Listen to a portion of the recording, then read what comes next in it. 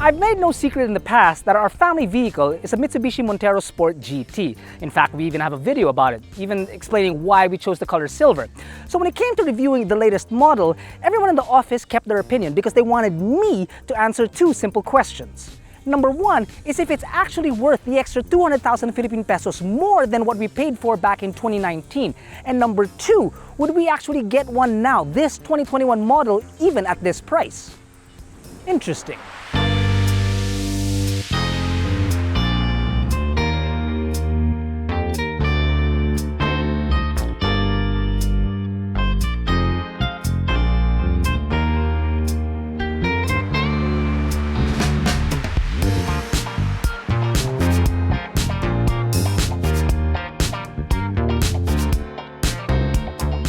Like most PPVs in the Philippine market, you can't mistake the Montero for any other vehicle. The angles and lines allow you to spot it out even from a clear distance. The largest exterior differences from the previous generation are found on the front clip. The LED projectors are set in a sleeker housing, you've got a broad dynamic shield, and fog lamps on its cheeks, like the broadside of a barn, really. At its core, this 4x4 is powered by a 2.4-liter inline-4 diesel that sends 179 horses and 430 Nm of torque to all four tires if need be. It's the same engine as the Strada, but instead of 6, this thing has an 8-speed automatic transmission. Now in the city, which was very light traffic, we were doing about 13.5 kilometers per liter at 40 kilometers per hour. Oddly enough, when we hit the highway at double that, actually closer to 100 kilometers per hour, we were only doing 14.5 kilometers per liter. Expected a little bit better with those legs. So inside the city, look to about 7 to 8 kilometers per liter. While the front end's new look can spark debates, the repeaters, cuts, angled creases, and lines still dominate the side profile, retaining its more chiseled look, with a new set of 18-inch wheels sitting above 218 millimeters of ground clearance that do the vehicle very well, retaining disc brakes all around. On its backside, the depth and panel cuts on its rear are slightly tweaked, the most noticeable being the shorter lamps that curtail the crying look people were up in arms over as if they were insulted by Lisa Lampanelli or something. Mitsubishi does well by preserving the third-row seats to fold down and flush, rather than to the side like seen on the Fortuner, keeping the rear cargo hold to a healthy size of over 500 liters, which almost triples when the second row ducks down. And just in case your muscles begin to atrophy or you just couldn't be bothered, it's late to the game, but really better late than never. Now you've got a power tailgate. AutoDeal.com.ph can connect you to get the best quote from multiple dealerships near you. You can request and compare quotes from any dealership in the Philippines. Get the best deal with AutoDeal.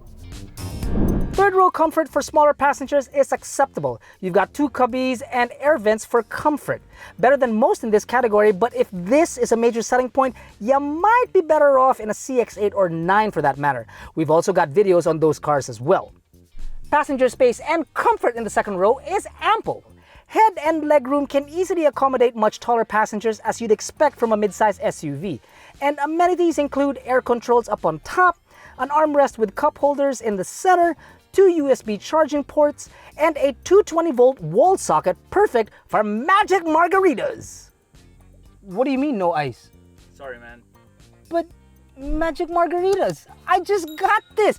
Dude, you had one job. You're still driving home. No, you are.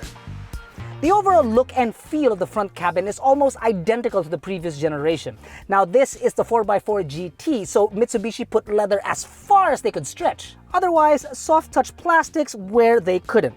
The main differences are the layout of the 8-inch touchscreen infotainment, which now has a 360-degree view, air control knobs rather than an all-button affair, and a larger bank of buttons on the steering wheel that control the all-digital instrument cluster as opposed to analog gauges. Oh, and additionally, instead of troubling yourself like a barbarian to accomplish menial tasks, you can connect to your Montero via the Mitsubishi Remote Control mobile app, which lets you open and close the tailgate, lower the windows, check its fuel economy, check for the remaining range in the fuel tank, and activate its car finder option that opens its headlights and start your car.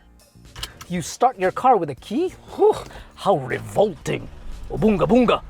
Well equipped, the Mitsubishi Montero Sport comes geared with 6 airbags, ABS with EBD, brake assist, vehicle dynamic control, and parking sensors. It's also packed with active stability control, hill start assist, trailer stability assist, side impact beams, and of course, ISOFIX tethers.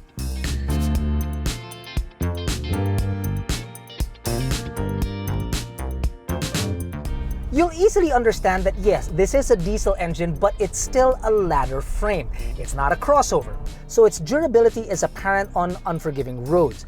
On the highway, driver and passenger comfort are optimum, and the car's pillars don't impede your view of the road. Next generation or not, what hasn't changed is the car's stability and weighted steering. A total gross weight of just a fragment over 3 tons, the SUV sits firmly on the ground and body roll is only present during tight corners at speed. The weighted steering, well, is an attribute of the Montero, and to be honest with you, if it wasn't, I'd actually think something was wrong with the car. Road, engine, and wind noise are well kept inside the city regardless of road conditions and mimicked at speeds of 100 kilometers per hour. It's just the tire noise that will start to creep in once you pass the speed limit.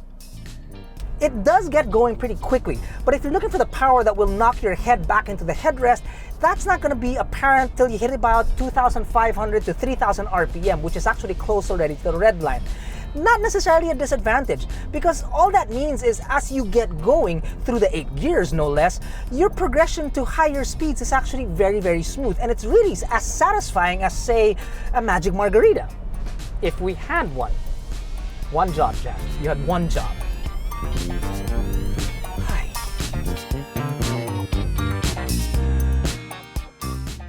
So, on to the questions from the office. Is it worth the extra 200,000 Philippine pesos more that you're going to be paying for this 2021 4x4 GT, which brings its grand total to almost 2.3 million Philippine pesos?